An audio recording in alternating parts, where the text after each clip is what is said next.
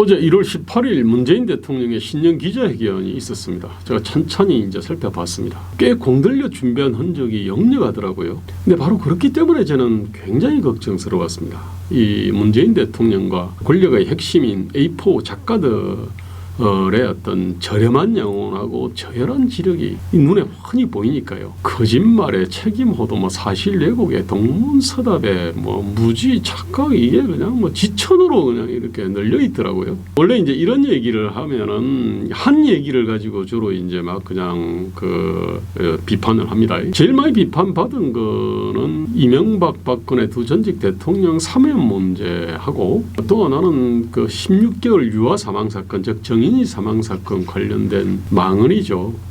정말 입양학 교체 가능성을 얘기를 갖다 해가지고요. 사람들이 그냥 뒤로 자빠질 뻔했습니다. 저는 이 문제와 관련해가지고는 많은 사람들이 지적했으니까 저는 일단 이거는 그냥 접어두겠습니다. 기자회견에서는 코로나 관련된 얘기, 그러니까 코로나 백신, 재난지원금, 동부구치소 사태, 이런 코로나 관련된 얘기가 굉장히 과잉이었습니다. 그다음에 주택 부동산 가격 문제 또는 수요 공급 문제 관련해 가지고 그것도 질의응답이 굉장히 많았습니다. 그런데 제가 볼 때는 꼭 필요한 질의응답이 빠져 있더라고요.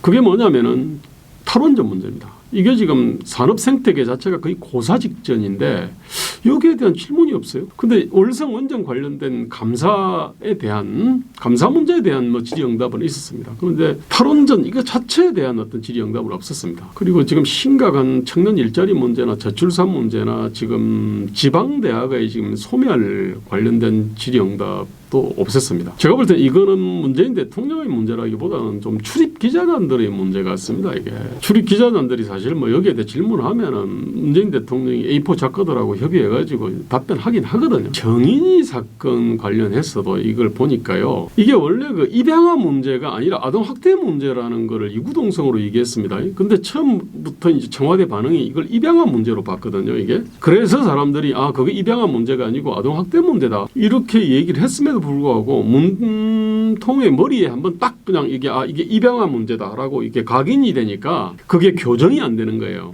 그래서 입양아 교체 얘기가 이렇게 나온 겁니다. 이게. 근데 문제는 지금 문재인 대통령의 머릿속에 한번 딱 그냥 입력돼 버리면은 이것이 도대체 이게 교정이나 교체가 안 되는 게 꽤 많습니다. 근데 탈원전 문제도 그런 것 같아요. 그다음 비핵화 문제도 그런 것 같아요. 이런 게 한두 가지가 아닙니다. 사실은 노조 문제나 최저임금 문제, 주 52시간 문제, 이런 모든 재벌 문제도 다 그렇습니다. 이게 듣다 보니까 역겨운 것들이 그냥 보이더라고요. 대표적인 게 정인이의 처참한 시집 앞에서 돈 샌다 그럴까요? 아니면은 쾌재를 부르는 놈들이 집어넣은 문구가 보이더라고요. 이 쾌재가 뭐냐면은 조직 인력 확대와 성진 기회 확보를 했다고. 쾌재를 부르는 건데 그 내용이 중에 이런 게 있었습니다. 전문성 있는 아동학대 전담 공무원 숫자를 대폭 늘려야 할 필요성이 있다. 이 얘기를 했습니다. 정인이 문제에 대해서 이렇게 나온다는 얘기입니다. 이게 사실은 질의응답을 할 때 동문서답하는 과정에서 나왔습니다. 원래 이제 기자가 경찰의 부실 대응을 얘기했지 않습니까? 그리고 뭐라 질문했냐면은 검경 수사권 조정으로 경찰의 권한이 강화됐지만 경찰의 책임 수사 역량이 있냐 이걸 물었거든요. 그런데 이제 문재인 대통령이 답변한 게 아동학대 사건에 대한 조사는 검경 수사권 조정과는 상관이 없는 문제다라고 딱 그냥 동문서답을 한 겁니다. 이게 기자가 물은 거는 권한이 강화된 경찰의 부실 수사 문제 이거를 갖다가 물었지 않습니까? 이게 근데 그에 대한 답이 뭐냐면 아동학대 전문 경찰관 배치입니다. 이게 이제 경찰도 아마 이게 대통령의 어떤 지시를 근거로 해가지고 조직 인력을 갖다가 확대할 근거 생겼다고 아마 쾌재 부를 겁니다. 이게 근데 보니까 쾌재 부를 때가 몇 군데가 있어요. 근데 EBS도 쾌재 부르겠더라고요. EBS에 대해 가지고는 굉장히 한국교육방송요. 이거 굉장히 찬사를 보냈더라고. 전국 단위의 원격 수업을 그렇게 전체 아동을 대상으로 할 수 있었던 나라는 아마 우리나라가 세계에서 처음이 아닌가 싶다. 이렇게 했어요. 이분이 세계에서 처음 하는 걸 굉장히 좋아하는 것 같아요. 이 사람이 한 1960년대, 70년대 아마 청소년기하고 이제 대학생 생활을 했을 텐데 그땐 대한민국이 세계에 내놓을 게 별로 없었던 시절이다 보니까 뭔가 세계에 내놓을 게 있으면은 굉장히 그거를 갖다가 자랑을 하려고 하는 것 같아요. 이게 이제 열등감에 찌들어 있어서 아마 그런 것 같아요. 이게. 근데 동문서답이 여러 군데 있습니다. 그 중에서 하나가 이제 LTV하고 DTI를 고려하면 이제 집값이 올랐기 때문에 최소 한 3, 4억 원 정도 이 돈이 있어야 내 집 마련 희망이 있는데 그래서 이제 대출 규제 어떻게 할래 이걸 물었거든요. 근데 이제 참 문동의 답변이 가관이었습니다. 그렇게 아주 구체적이고 전문적인 부분에 들어가면 제가 답변 드리기가 어렵다라고 했습니다. LTV, DTI 대출 규제인데 이게 그게 돼가지고 답변하기 어렵다. 그러면서 계속 하는 얘기가 주택 문제는 공급이 부족해서 생긴 문제니까 빠른 시일 안에 부족한 주택 공급 물량을 늘려서 해결하겠다. 이 얘기는 계속 했습니다. 이게. 그러니까 이제 이분한테는 이제 뭐 주택 얘기 나오면은 무조건 그냥 공급 물량 확대를 갖다가 얘기를 해라고 아마 그렇게 코치를 갖다가 하니까 거기에 돼가지고 그냥 계속 반복을 했던 것 같아요. 이익공유제 얘기도 했습니다. 뭐라 그랬냐면 코로나 시대에 오히려 돈을 더 버는 기업들이 피해를 입은 기업들을 대상으로 이게 돕는 자발적인 운동이 일어나고 정부가 강력한 인센티브를 제공하겠다 뭐 이런 얘기를 갖다 했습니다. 뭐 사실 있죠. 뭐 자발적인 운동이 일어나면은 좋죠. 그런데 여기에 대해 가지고는 먼저 정부가 책임을 갖다 져야 되지 않습니까? 지금 예컨대 코로나로 돈 잘 버는 기업하고 그렇지 않은 기업의 이익공유제 할 수만 있으면 뭐 좋습니다만 쉽지는 않지 않습니까? 다른 나라에서 어떻게 하는지를 보면 되잖아요. 다른 나라에서 이런 얘기를 안 합니다. 기본적으로 세금을 걷어가지고 예산을 운용하는 정부가 거기에 대해 가지고 이제 이 지원을 갖다가 하거나 완충을 하지 않습니까? 사실은 지금 한국에서는 코로나 무풍지대가 공무원하고 공공 부분입니다. 이게. 근데 이것하고 사경을 내면은 민간 부분의 고통 분담제 이게 사실은 필요한 거 아닌가요? 근데 여기에 대한 얘기가 없는 겁니다. 이게 민간끼리는 이익 공유해라 그러면서 공공과 민간의 어떤 고통을 이렇게 분담하는 이 발상 자체가 없습니다. 근데 이분이 뭐 올해 급여 인상분 있지 않습니까? 뭐 1%니 1.5%씩 아마 오를 겁니다. 아마 이거를 뭐 반납을 갖다가 뭐 했다 그러는데 이런 정도 갖고 될 일이 아니지 않습니까? 이게 정부 예산에 대해 가지고도 그 문재인 대통령의 인식을 엿볼 수 있는 발언이 몇 개 있었습니다. 그때 이제 재난지원금을 1차 그때 4월 총선 그 과정에서 이제 준 게 1차인데 그때는 이게 돈을 갖다가 이제 60만 원에서 100만 원 좀 줬을 겁니다. 이게 그때 이제 선별에 필요한 시간이 없어가지고 또 하나 국민 1호 목적까지 겸해가지고 보편 지원했다 그랬습니다. 근데 이제 2차, 3차를 갖다가 이제 지원을 했는데 뭐 이거는 선별 지원을 했습니다. 이게 그런데 이제 또 4차 재난지원금 얘기가 나와요. 아마 올해 중에 아마 지급할 것 같은데 이거는 뭐라 그랬냐면은 국민 소비 진작과 사기 진작 차원에서 보편 지원할 생각을 필요했다면 이게 아마 4월 재보선하고 관련돼 있는 건지 아니면은 뭐 하반기에 그때부터는 이제 대선 어떤 국면이니까 그걸로 시간인지 모르겠습니다만은 정부 예산을 갖다가 국민 사기 진작이나 국민 1호 목적으로 정부 예산을 보편적으로 100만 원씩 또는 200만 원씩 푼다. 이것도 전 세계에서 아마 이렇게 하는 나라가 거의 없을 겁니다. 이게 문제는 이 돈이 뭐냐면은 국민 호주머니에 있으면 생산과 소비에 쓰이거나 투자와 고용에 쓰일 돈이에요.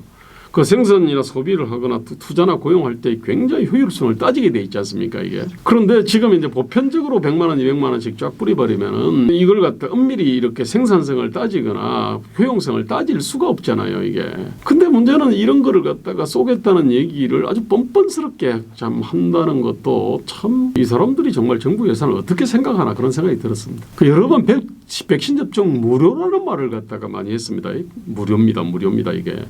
아니 그런데 어떻게 이게 무료입니까? 정부 예산으로 하는 거고 내 세금으로 하는 건데 이게. 근데 이 얘기를 갖다 계속해요. 정부 국민들을 정말 개돼지 수준으로 하는지 모르겠습니다만 어쨌든 이것도 A4 그 저자놈들이 우리 국민들은 무료하면 좋아합니다. 해가지고 아마 집어넣었을 겁니다 이게. 아니 그런데 이제 가장 역겨운 거는 아무래도 거짓말입니다. 거짓말이 여러 개 있었는데 그 중에서 제일 대표적인 그 몇 개만 말씀드리겠습니다. 첫 번째는 백신 도입이 늦어진 것에 대한 어떤 거짓말인데 뭐라 그랬냐면은 백신 부작용 문제 때문에 백신 도입 계약을 대단히 신중하게 체결했다. 그다음에 1상, 2상, 3상 임상시험 결과를 지켜보면서 신중하게 도입 대상을 판단했다. 외국의 접종 사례들을 보면서 한국은 충분히 이렇게 이제 분석할 수 있게 되었고 그 점을 대비하면서 접종할 수 있게 된 것이 아주 좋은 점이다. 뭐 이렇게 얘기했습니다. 이게 문통 신년사에서 물먹인 사람 여러 사람이 있습니다. 사명권을 가지고 이낙연 물먹였고요. 그 다음에 윤석열 검찰과 추미애도 물먹였다고 볼 수가 있습니다. 근데 어쨌든 물먹인 사람 내지 엿먹인 사람이 여러 명인데 제가 볼 때는 가장 이렇게 최대의 엿먹인 거라 그럴까요? 그거는 뭐냐면은 작년 연말에 백신을 갖다가 이렇게 확보를 해서 조기 접종하는 나라들입니다. 미국, 영국, 유럽 같은 나라 대부분 선진국하고 사우디, 말레이시아, 칠레, 아르헨티나 같이 이렇게 이스라엘 이런 데처럼 이 정부들은 하나같이 조기 도입을 했고요. 그다음에 인구보다 훨씬 몇 배수를 갖다가 확보를 했습니다. 이게. 그러면 문재인 대통령의 어떤 논리에 따르면 이 선진국 정부들은 한국 정부처럼 신중하지 않았다는 얘기가 됩니다. 뭐 부작용 같은 것도 그냥 감안하지 않고 그냥 무대뽀로 했다는 얘기가 되는데 아마 딴 그 정부들이 들으면은 참 기가 막힐 겁니다. 아마. 그다음에 지금 백신이 충분히 빨리 도입됐다고 얘기했습니다. 거짓말이죠 이거는. 그다음에 여러 가지 백신을 구입한 이유가 위험도 분산 때문이다. 다른 나라도요 여러 나라까지 백신을 구입한 이유는 언제 어느 게 성공할지 몰랐었지 않습니까? 그래서 이제 여러 개를 했는데 지금 위험도 분산 때문에 그랬다. 이런 얘기를 갖다 하고 있습니다. 또 이게 둘째 거짓말은 윤석열 잘라내기 관련된 건데 이거 정말 역겨움을 넘어서 애처롭더라고요. 무슨 얘기냐면은 이게 검찰총장 임기제가 없었다 그러면은 검찰총장에 대한 징계가 필요 없는 거다. 뭐 이런 얘기합니다. 이 검찰총장 임기제가 DJ 정부 때 아마 도입됐을 텐데 임기제가 있었기 때문에 이제 해임을 시키지 않고 징계를 했다. 뭐 이런 얘기를 하고 있습니다. 이게 그런데 그 징계를 법원이 집행정지를 갖다가 이렇게 결정을 했지 않습니까? 가처분 신청을 인용을 해가지고 이거는 상권 분립이 제대로 이루어지고 있는 증거다. 뭐 이런 얘기를 하고 있습니다. 이런 식으로 따지면 박종철 그때 고문치사 사건도 찬양할 게 많습니다. 왜냐하면 의사가 나름대로 딱 소신을 지켰고요. 언론 사실 보도를 했잖아요. 경찰의 은폐 조작을 갖다가 수사를 갖다 했지 않습니까? 지금 모든 수많은 어떤 부정 비리들이 드러나는 것들 있지 않습니까? 거기에 대해서도 보면은 다 이게 문재인식으로 얘기하면은 야 우리나라가 지금 뭐 검찰과 경찰과 언론이 이게 잘 작동하는 어떤 그 예로 막 그냥 다 그냥 이렇게 호도할 수 있을 것 같아요. 뭐 그러면서 슬쩍 그럽니다. 검찰총장 임기제가 없던 시절 보다는 지금 많이 좋아진 거 아니냐 이런 얘기합니다. 이게 김대중 노무현 이후로 계속 이게 검찰총장 임기제가 실시됐는데 물론 이제 그 임기를 다 채운 사람도 있고 채우지 않은 사람도 있는데 지금처럼 이렇게 노골적으로 이렇게 찍어내기 하려고요. 이렇게 한 적이 없습니다, 사실.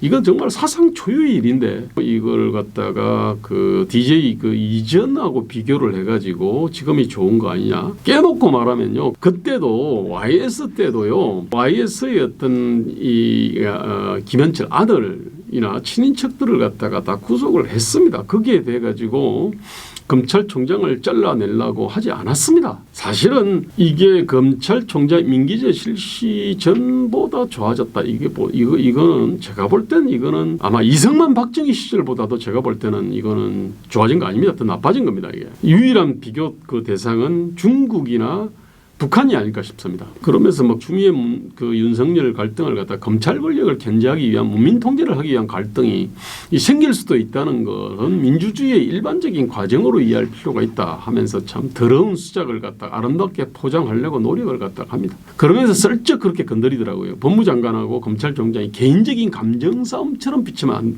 안 된다. 뭐 이런 얘기하는데 이거를 갖다가 그 추미애 윤석열 갈등을 갖다 개인적인 감정 싸움으로 이제는 막 그냥 포장하려고 그러는 거 아닙니까? 이게 사건의 본질을 완전히 호도한 겁니다. 이게 그 다음에 또 하나의 큰 거짓말이 동부구치소 사태인데 이거 뭐라 그랬냐면은 자체 시설 내에서 격리 조치를 취하는 방식으로 해결을 하려고 하다 보니 그것이 감당이 안 돼 가지고 대규모 확산으로 번졌다. 뭐 이런 얘기하는데 뭐 그러면서 이제 동부구치소 집단 감염을 통해서 우리 구치소나 교정시설이 너무 과밀된 상황이라는 것이 드러났다. 아니 통계를 보면은 바로 나올 수 있는 건데 뭐 동부구치소 감염을 통해 가지고 이렇게 과밀된 상황을 알았다는 것도 참 웃긴 얘기입니다. 이게 뭐 그러면서 이제 뭐 확진자가 발생하면 뭐 조기에 접촉자들하고 안전한 분들을 확실히 분리하는 조치가 필요하다 그랬습니다. 근데 이걸 확실히 분리 안 해서 이게 조기에 확실히 분리 안 해서 그랬는데 동부구치소는 보면은 마스크 하나 제대로 취급하지 않았지 않습니까? 그다음에 중간중간에 사실을 갖다가 은폐한 것도 많이 있습니다. 그러니까 사실을 은폐하고 넉장 대응하고 마스크도 제대로 주지 않고 그리고 이제 이 확진자들을 갖다가 제대로 분리하지 않은 여러 가지 어떤 문제점들이 있는데 그 중에 딱 한 가지만 딱 이렇게 딱 집어내 가지고 우리 뭐 그냥 구조적으로 그러니까 너무 이제 과밀 수용을 하다 보니까 문제가 생겼다는 식으로 완전히 책임을 갖다 호도하고 있습니다. 그다음에 좀 낯간지러운 거짓말도 있습니다. 이 소통 많이 했다고 그러는데 자기는 어느 대통령보다 현장 방문을 많이 했고 현장 방문에서도 비록 작은 그룹의 국민들이긴 하지만 서로 양방향의 대화를 주고받는 경우들이 많이 있었다 그럽니다. 아니 대통령이 탁 떴고 수많은 경호원들이 있는데 거기에 현장 이게 대통령을 맞이한 사람들이 대통령에 대해 가지고 날카로운 질문을 할 수 있겠습니까? 그런 거 봤습니까? 오면은 뭐 덕담만 하는데 그런 거를 갖다가 참 양방향의 대화라고 하는 것 자체가 이거 참 그게 소통입니까? 사실 거짓말보다 추한 게 책임호도 같아요. 이게 이제 국민을 팔거나 당원을 팝니다. 뭐 사면은 뭐 국민들이 또 그 공감대가 형성되지 않아서 못하겠다 자꾸. 이번에 그 서울시장, 부산시장 재보선에 이제 그 후보 내는 게 원래 저쪽이 당헌 당규에 그 위배되는 거였지 않습니까? 그것도 문재인 대통령이 당대표 시절에 만든 당헌입니다. 그런 어떤 부정비리로 재보선이 생기면 거기에 우리는 이제 후보 안 된다 그랬지 않습니까? 근데 하는 말이 뭐냐면은 국민의 뜻에 의해서 언제든지 헌법이 개정될 수 있는 것처럼 당헌도 고정불변 아니고 그래서 자기가 대표 시절에 만들어진 당헌이라고 그것이 신성지 될 수는 없다.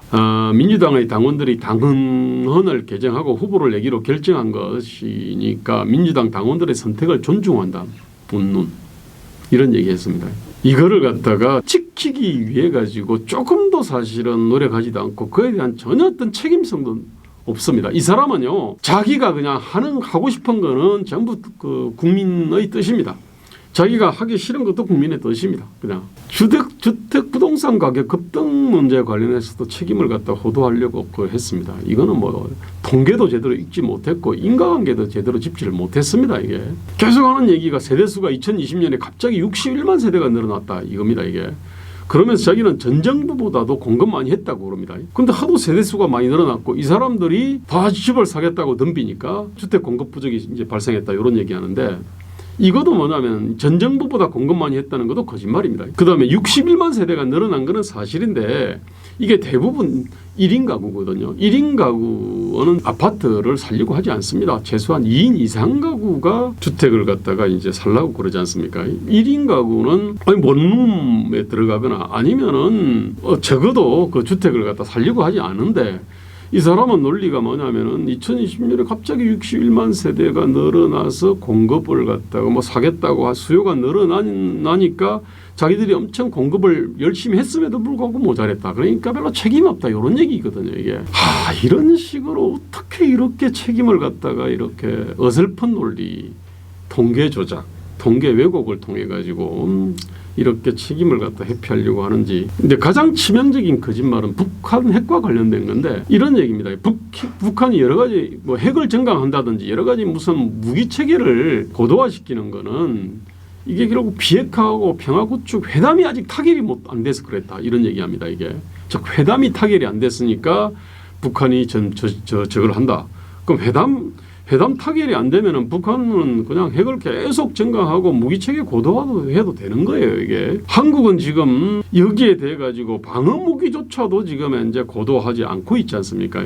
계속 이거는 평화구축 무슨 회담이 타결되지 못해서 그렇다는 게 이게 북한의 어떤 대변인의 얘기라고 할 수 있습니다. 이게 김정은 대변인이라는 말이 이게 그냥 빈말이 아닌 것 같아요. 그 다음에서 한국은 이제 북한 핵이나 미사일을 충분히 방어할 수 있는 시스템을 갖추고 있다. 거짓말이죠. 핵 방공호 있습니까? 아니 이 날라오는 핵을 갖다가 지금 뭐 이게 1만 킬로를 갖다가 날아서 날아오는 것도 아닙니다. 이게 잠수함에서도 올 수도 있고 그 북쪽에 있는 그 어떤 포대에서도 날아올 수 있는 겁니다. 이게 그럼 이거를 막을 수 있는 시스템은 없습니다. 이게 그런데 그럼에도 불구하고 지금 방어할 수 있는 시스템 갖추고 있다 그럽니다. 이게 거짓말이죠. 이게 또 계속 김정은은 비핵화 의지가 있다고 하는데 이거 김정은의 비핵화 의지가 있다는 거는 이제는 거의 국제공인 거짓말 아닌가요? 근데 이거를 갖다가 문재인 대통령이 계속 지금 앵무새처럼 떠들고 있어요. 계속 또 김정은 위원장은 뭐 평화에 대한 의지, 대화에 대한 의지, 비핵화에 대한 의지 분명히 있다 그러면서 북한이 요구하는 것은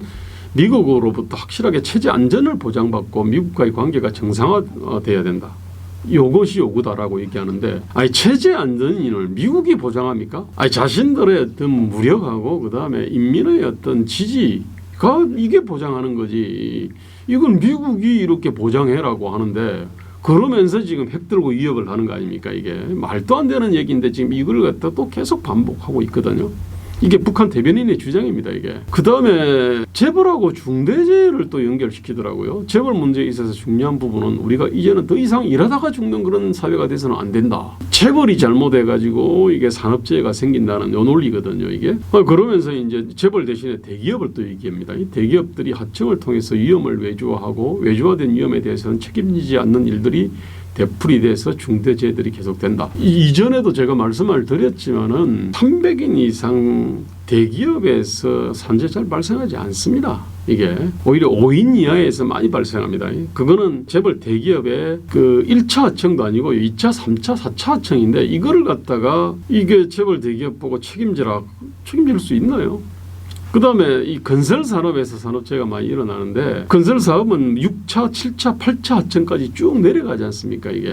근데 이거를 갖다가 자꾸 재벌을 하고 대기업한테 이게 독박을 씌우려 그러니까 문제 해결될 리가 없죠 이게. 근데 문제는 이런 식으로 모든 거를 갖다가 재벌 대기업 자본의 책임으로 돌리는 이런 사고방식이 머릿속에 꽉 박혀 있습니다. 산재 문제뿐만 아니고요. 비정규직 문제나 고용불안 문제나 뭐 저임금 문제조차도 전부 다 여기다 덮어씌웁니다. 그래서 이제 시장이나 기업 관련된 규제들을 갖다가 이렇게 양산하고 그 다음에 기업주를 갖다가 엄벌하고 그러면서 이제 공공 부분을 갖다 확대하는 시대착오적 정책들이 옳은 발상에서 나옵니다 이게. 그 다음에 대통령의 가장 중요한 일은 이제 외교하고 안보지 않습니까? 그 안보와 관련해 가지고는 지금 김정은의 대변인 노릇을 하는 거고요. 그 다음에 한일 외교 관계와 관련해서도 이게 사고 방식이 참 이게 웃긴 게 이제는 모처럼 한국 정부는 2015년에 박근혜 정부가 맺은 그 한일 합의를 공식적인 합의였다는 사실을 인정한답니다. 자, 사실 이게 외교 상식입니다. 그런데 지금 현재 위안부 관련해 가지고 이제 뭐 1억 원씩 일본 정부가 배상해라고 판사가 이제 판결을 했는데 이 외교적 해법을 원고들이 동의할 수 있어야 된다 그래요. 나는 국가가 외교적 결단을 거기 있는 원고들이 동의할 수 있어. 국민은 동의해야 되지만 원고들이 동의한다. 이것도 좀 잘 못 들어본 얘기인데, 근데 문제는 뭐냐 한술 더 떴습니다. 원고들이 동의할 수 있는 방법을 한일 양국 정부가 합의하고 그거 가지고 한국 정부가 원고들을 설득해야 된다 그래요. 즉 그 원고들을 갖다가 일본 정부와 한국 정부가 다 이렇게 그 사람들이 동의할 수 있는 합의안을 만들어라. 아니 2015년은 합의하고 1965년 합의라는 게 한일 그 청구권 관련해 가지고는 최종적으로 다 이게 끝난 거다라고 얘기를 했는데 그거를 갖다 엎으라는 얘기를 하고 있거든요. 이게 말이 안 되는 얘기죠. 이게 한국 정부가 원고들을 설득하려고 하는 거는 당연한 일인데, 아니 2015년 합의를 양국이 존중한다 그랬지 않습니까? 그런데 왜 일본 정부가 원고를 설득하려고 노력을 해야 되는지 이런 모순적인 얘기를 갖다가 하고 있는 겁니다. 뭐 이 외에도 헛소리가 많은데 이게 어쨌든 간에 문재인 대통령과 지금 정권 핵심들의 어떤 이게 뭐냐 완전히 썩은 겁니다. 이게 제가 볼 때 코로나 재앙보다 수천 수만 배가 더 심각한 재앙이 지금 문재인 정부가 계속 지금 집권하고 있다는 사실 자체가 아닐까 이렇게 생각합니다.